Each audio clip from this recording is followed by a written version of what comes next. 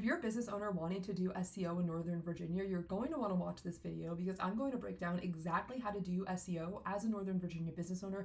Even if you have no experience, have no fancy SEO tools, this video will absolutely help you walk away with 3 to 5 actionable tips that you can implement on your website to start ranking higher in Google and attract more of those ideal clients. Really quickly, my name is Samara Allegro. I'm the creative director and founder at Samantha Digital, where we build websites and rank them on Google to get our clients more customers and ultimately more revenue. All right, let's jump in. All right, let's start off very simply. What is SEO? SEO is the practice of optimizing your website to show up higher in platforms like Google to increase organic traffic to your website. And the goal of SEO is to get the right traffic to your website, not just anyone. And we'll talk about what this really means, and you'll see this in action as we go through it more momentarily. Also, really quickly, I want to explain how search engines work because this basic concept is really important to understand when you're doing SEO. So the way that it works is Google and other search engines will crawl pages on the internet, and once it finds a link, it'll jump to a new page, and then it'll scan that, and then once it finds a link, it'll jump to another page. This process is happening so fast at all times, and once Google lands on a page, it'll scan it, it'll see if the content is high quality, unique, relevant, and if Google feels that it is, it'll index it in its database.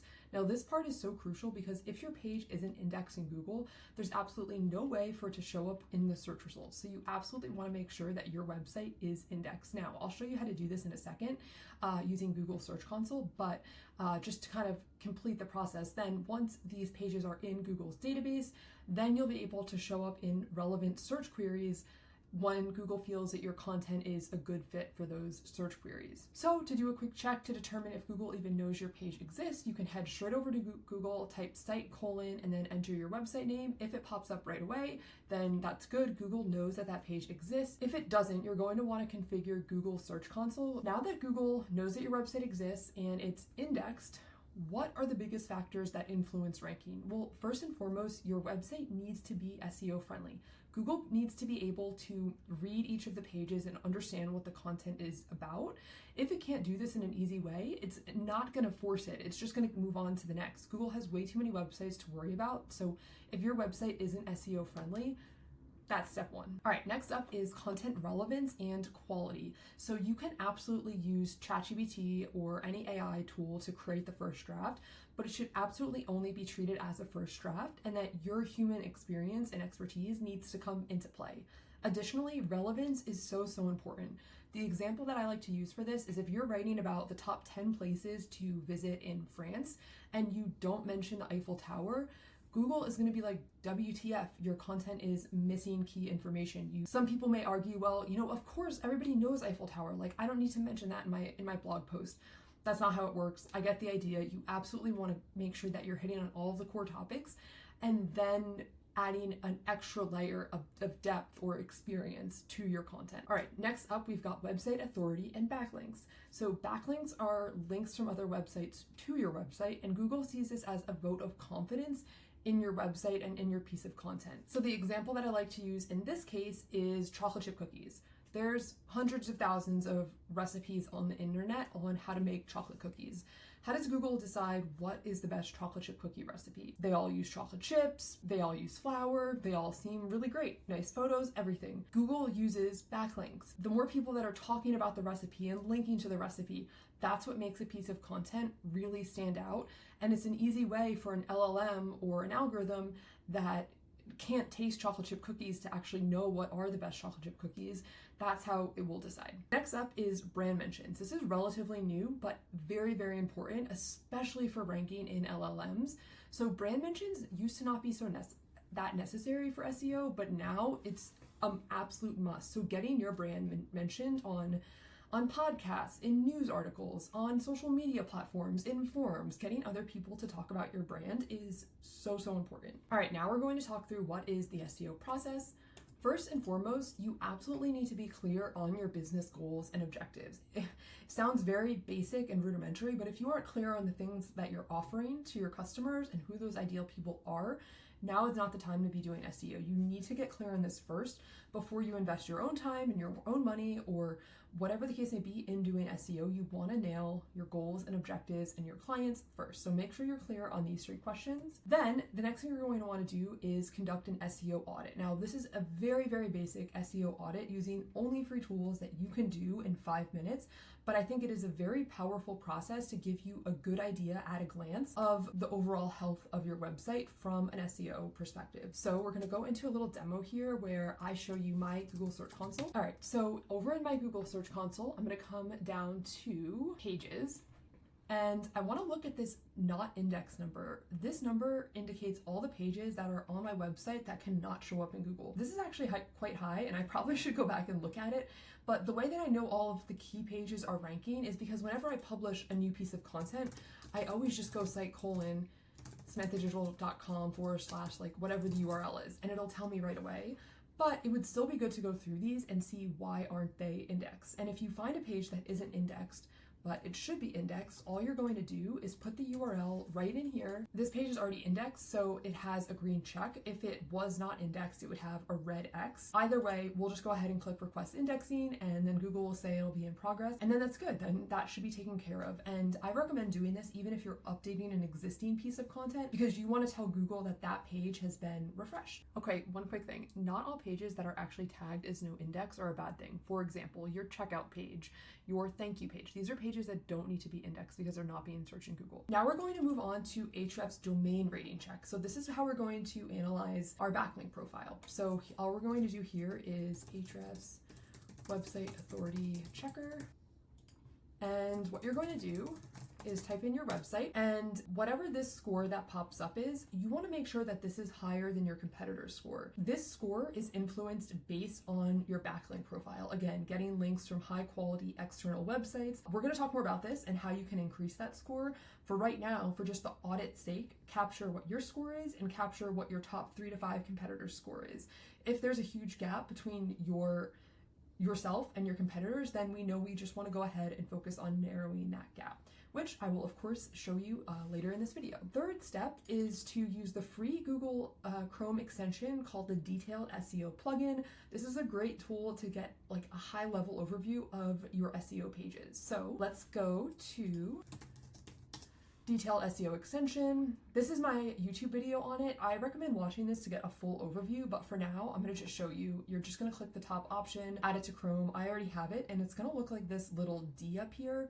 So go ahead, get that installed, and then just go to one of your pages and that you want to be ranking on Google. For example, I have a web design, Fairfax, Virginia. And then I'm going to click this little Detailed SEO extension. I'm gonna look at my title, description, and URL. My focus keyword should be in each of these places. Right here, web design, Fairfax, Virginia. This is my target keyword phrase. It's in my title, that's perfect. It's also in my description, perfect. Not even gonna worry about it, anything beyond that. And it's also in my URL. Now, it does have this like little folder structure. It's like Virginia Web Design, Fairfax, Virginia. That's fine. You just wanna make sure each word of the keyword phrase is in your URL structure. And again, web design, Fairfax, Virginia, it is, so we're good there. So I personally like this structure because I have so many pages of my website. So by organizing them into folders, it keeps me a bit more organized, but you can certainly just go off the root and just have like this, replace this whole thing with web design, Fairfax, Virginia. That would be totally fine as well, but it needs to be in your URL. A good way to just kind of spot check is if I was looking only at the URL, could I tell what this page would be about? And you can tell it's all about web design for Fairfax, Virginia. Now, the next thing that you can do with this tool is look at your heading structure. And you want to make sure that your heading structure is set up like this, where you have only one H1 followed by H2s and then potentially even some H3s. What you don't want to have is no H1 or multiple H1. You always want to have one H1, and that should include your focus keyword phrase, web design, Fairfax, Virginia. And then it is generally best practice to include your target keyword in here as well. We're going to go over more about keyword research and setting up your page appropriately, but again, this is just for audit's sake and getting a sense. of your page structure. Come back to our little presentation. All right, now we're gonna go over how to identify keyword rankings and keyword gaps. But first, before we do that, let's just speak very quickly about like what is keyword research. A keyword is a specific phrase or word that people are typing into search engines to find information that they're looking for. So when I say keyword, I'll sometimes be actually referring to a keyword phrase, web design, Fairfax, Virginia, but they're used interchangeably. So if I say keyword, I'm oftentimes speaking about more than just one word. Keyword research is the process of finding and analyzing the keywords that people use to find information related to your business. And if you walk away with one thing from this presentation, remember, every page of your website should target one focused keyword phrase, not multiple. For example, I wouldn't want to be trying to rank for web design Fairfax, Virginia and web design McLean, Virginia on the same page. This is confusing to Google. You want to be very specific, one location and one service, for example. This is also important from a conversion perspective, because if I'm talking about being a web designer in Fairfax and also Tyson's Corner, it's a little bit confusing because I really would only be looking for one or the other. And so we always want to say as focused as possible. This helps with conversions as well. Okay, one quick thing. When I say that every page should target one keyword, I mean pages that you want to rank in Google. Pages that this does not apply to is your about page and your contact page. These have different purposes. They're not SEO driven pages. Your about page should be about your business. Don't try and make it a keyword targeted page. Same thing with your contact page. It's just a contact page. So there's 4 types of keywords, if you will. And the reason I want to go over this is so that you know what keywords you should be targeting, because some keywords are dead and are going to be a total waste of money. The first is informational keywords, like what is web design? What is web design is a dead keyword. You should not write content around this because it's been taken over by AI. Don't need to write content on these keywords. The only exception would be if you have a long form YouTube video and you want to also turn that into a blog post, or if you have a newsletter that you also want to turn into a blog post. But if you're trying to improve your SEO, creating content like this, what is type of content that's very generic, is not going to move the needle. The journey that somebody has to go through from figuring out what is web designer to hiring you is so far. They have to figure out what is web design, then they have to figure out, do they need web design? And then they have to figure out, should they hire someone or should they do it themselves? Oh, what platform should they? There's like a very long journey that the user has to go through from figuring out what is web design to purchasing. So that's why we want to live our life focusing on transactional keywords like web design Fairfax, Virginia, web design for wedding photographers. These are money keywords because they make us money, and these are the keywords that we should focus on. For completeness, there's 2 other types of keywords. There's investigational keywords, so SEO versus Google Ads. These are still kind of being answered by AI, but they could still have some value in targeting. Then the next up is navigational keywords, Twitter login, Samantha Digital website. These are just worth noting. There's not too much to do here. All right, so let's do a quick little keyword exercise where no tools are required. What we're gonna do is list our 3 to 5 service offerings, then our 3 to 5 locations, and then our 3 to 5 desired clients. I'll use my business as an example. All right, 3 to 5 service offerings, web design, SEO, branding. Top 3 locations, Fairfax, Virginia, Tyson's Corner, Virginia, and McLean, Virginia. All right, and then top 3 to 5 desired clients, social media managers, accountants, wedding photographers. These would be 3 great clients. Now what we're going to do is pair a location with a service, and then we're going to pair desired client with a service. So for example, web design Fairfax, Virginia, web design for social media managers. Now, web design Fairfax, Virginia is significantly less competitive than web design for social media managers because the location keyword is only competing with the 100 or so, 200 or so web design agencies in Northern Virginia versus web design social media managers. I'm competing with everyone in the United States. It's always best to start location based, even if you can serve clients across the United States, like I certainly can. But from an SEO perspective, I am hyper fixated on the Northern Virginia area because it is so much less competitive than if I were to try and just say, web design for lawyers. This would take me an insanely long time to rank for and thousands of dollars to build up my backlink profile. So that's why I always recommend starting with the locations first and then moving on to the niche specific keywords like web design, for social media managers. So this is going to be just our foundational keyword set. Now what we want to do is find the keywords that we're already ranking for. And there's of course paid tools you can use to do this like Ahrefs and SEMrush, but again, we're going the free route for now. And so the way that you can check this in Google Search Console is hovering over to performance and clicking search results. And then here under queries, what we can do is, let's just expand it to 500. We can see the top queries that people are typing for or searching for in Google and that our business is showing up for. So clicks is the number of times that people click on our post, and impressions is the number of times that they've appeared in the search results.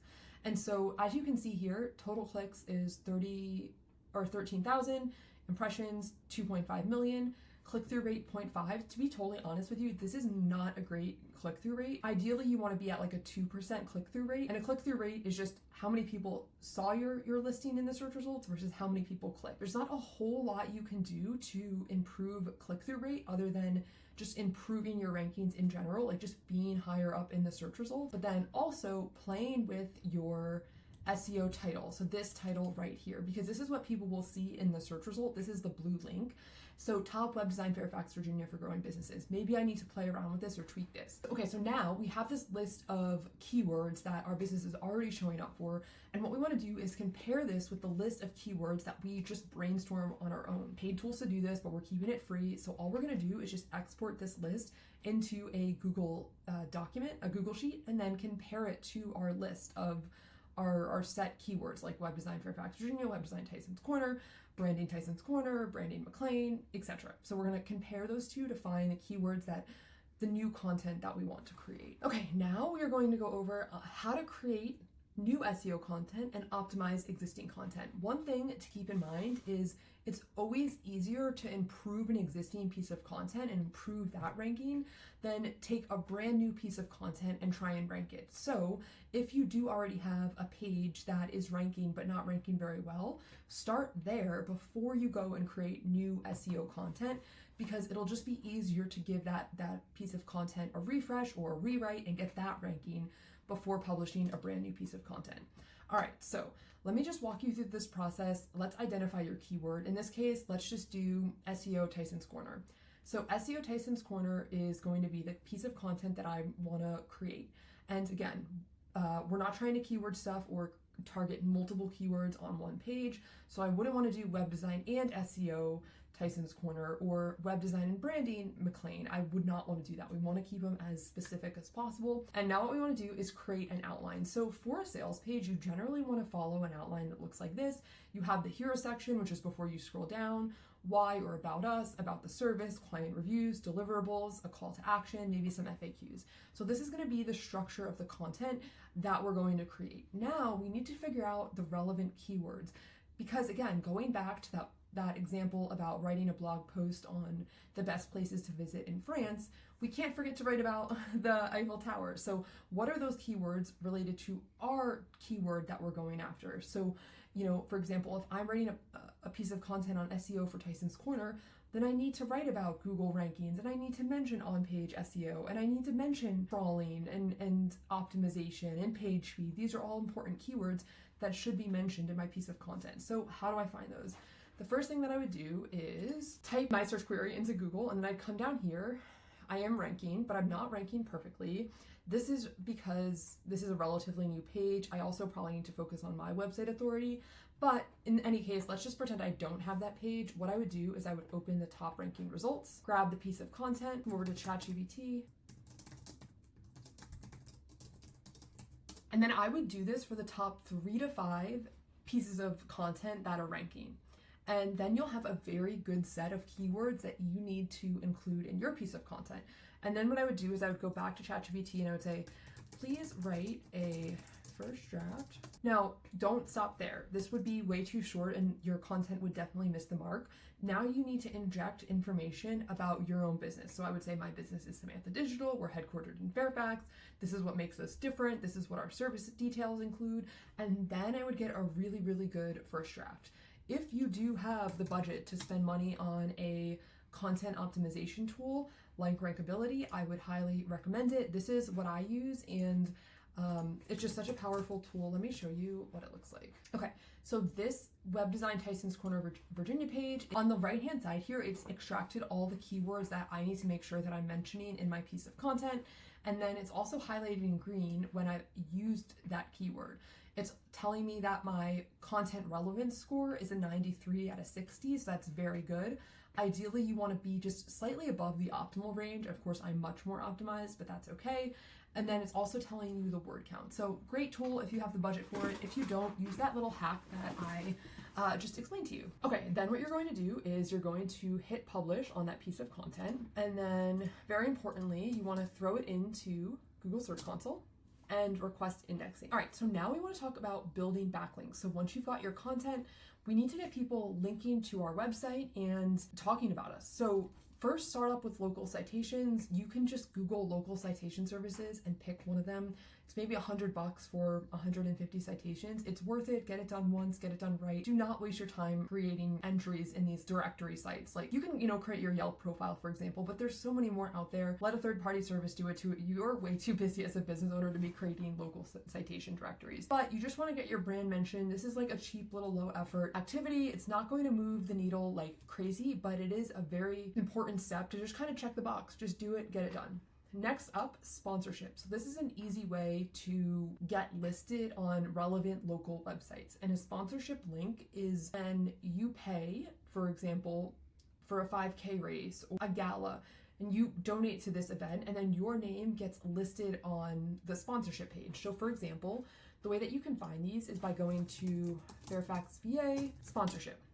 And so all you're going to do is just look through and find relevant opportunities for you. So I might look at this one and just see. So, okay, so this one's a lot. Like this one has a $500 one. Let's see. Name on websites. That's good, but you always want to make sure that it includes a link. If it doesn't include a link, then it's not going to have any SEO benefit. One example that I got recently was the Fairfax Pool. So I came across this organization, Fairfax Pool. I reached out to them. I paid, I think, $100 to get my business listed here. And this is a great link because it's highly relevant. They literally have Fairfax in their domain name. Fairfax, I'm a web designer. This is a pool. I'm showing my support. I'm getting my brand out there. I recommend going through each of these, then listing out any potential opportunities in a Google Doc. And you can repeat this for Fairfax, Virginia. You can repeat it for Tyson's Corner. And put it all in a Google Doc and then see like what is worth it to you. For example, I'm not in a place in my business to spend $3,000 on a link. For SEO purposes, it's probably not worth it. Now, if there's some other nonprofit or charity aspect that, you feel compelled to donate, then by all means donate. But from an SEO perspective, I usually like to keep it at $150, $200. The only exception is the Chamber of Commerce. You should absolutely be a member of your Chamber of Commerce just to get that link. It's just an easy trust signal to Google. So pick one Chamber of Commerce and get listed in it. Okay, next up we have editorial links. So these are either industry specific or location specific. So for us, that could be like the Washingtonian, it could be Arlington Magazine, it could be FFX Now. And so for example, I read the Washingtonian and I came across this blog post, DC area business owners are offering deals for federal workers and contractors. I thought this would be a great opportunity for me to get listed in this post. So I just wrote to Lydia and I said, hey, I'm Sam from Samantha Digital. I would love to offer federal staff a free website strategy session now that some of them may be starting their own business. And they listed it right away. And that was so awesome. I did this for Arlington Magazine as well. And so one thing to keep in mind when you are doing this is you always have to think of from the perspective of like what's in it for them. Like this is a very obviously valuable addition to their blog post. If they were writing a blog post on cherry blossom seasons, if they were writing a blog post on cherry blossom season and I wanted to get listed and I was like, I'd love to be quoted as Sam Mar-a-Legro loves cherry blossoms. There's literally no reason for them to add that. There's no value for them. Like it's very clearly me just trying to get a link. But this has value to their audience, and so it's worthwhile for them to go back and update a post. So, once a quarter maybe, go through Arlington Mag, go through Washingtonian, go through other industry blogs like FFX Now, and there's like a Tyson's Now, and you can go to advertise, submit announcement, fill out the form, make your payment, and then they even have Arlington Now, Alexandria Now. etc. So you can even do that like beyond. I think this one was like $70 or something. I kind of forget. So those are some great link opportunities in our local area that you can take advantage of. Okay, let's talk now about Google business profiles. The three biggest things that move the needle are your business name, your business address, and your reviews. Business name, you're kind of stuck once you have it, once your LLC established, it is what it is. If you're starting a new business, then you would definitely want to consider, if you're wanting to really use SEO as part of your marketing strategy, to include a relevant keyword. It's practically going to be impossible to rank in a city if you don't have a physical address. So if I wanted to rank in Tyson's Corner and I didn't have an address in Tyson's Corner, I had it in Fairfax, there'd be no way for me to rank in Tyson's Corner. Location is very important for showing up in the Google Map searches. And then next up, reviews. Cannot be understated. You always need to be capturing reviews. Every time a project ends with one of your clients, at the time of delivery, say, if you enjoyed this service, if you got any value, please write a review on your Google business profile. The other things, add images, at least include a professional headshot, a logo, some portfolio pieces. If you want to start adding Google business profile updates, you can. I haven't seen it move the needle much. It might just be worth doing because it's pretty easy, but I haven't done that very much recently. Add your social profiles, add your business description, add your hours, etc. Basically just make sure your profile is complete and just know the three biggest ranking factors are your business name, your address, and your reviews. All right, so now moving on to monitoring and improving. We talked a little bit about Google Search Console already, so I'm going to just show you Google Analytics. Okay, so over in Google Analytics, you can monitor your traffic. I usually look at the 12-month trends and then also just the past like 60 days or so to see if there's any dips. Of course, if your traffic drops off drastically, then that would be cause for concern, but seasonal fluctuation is very normal and not cause for concern. What I really like to look at in Google Search Console is the pages report. So if you click this link here, it's going to show your top visited pages. Again, expand it to show 250. And then you can see the pages of your website that are bringing you the most traffic.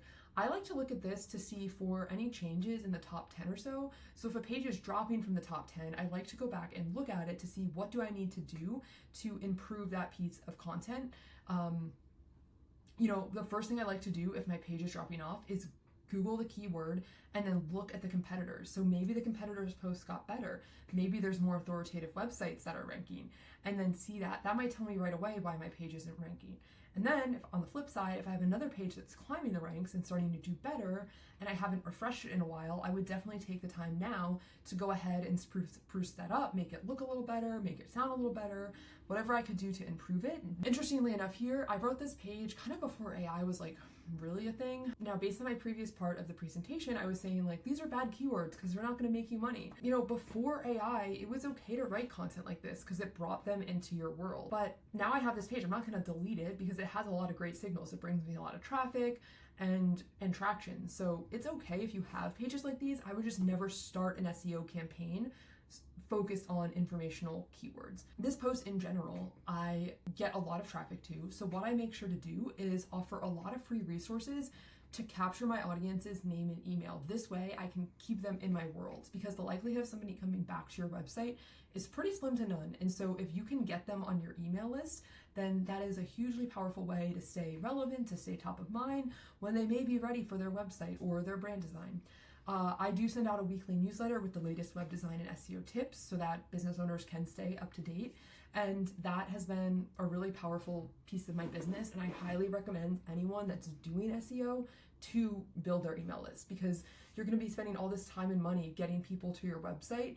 And the unfortunate reality is not all of them are going to be ready to buy. So how do we stay in touch with them? How do we keep communicating and providing value so that we can be there when they are ready? To recap the SEO process, define business goals and objectives, conduct an SEO audit, identify your existing keyword rankings and the gaps, optimize and create new content, build backlinks, monitor, and improve. I have a lot of free resources on my website that you can go and check out there. Some free resources that I like that aren't part of the Samantha Digital world. Thank you so much for watching this video. I hope you found it helpful. If you have any questions, please drop them below and I'll reply ASAP. If you found this video helpful, please subscribe so you don't miss my next video.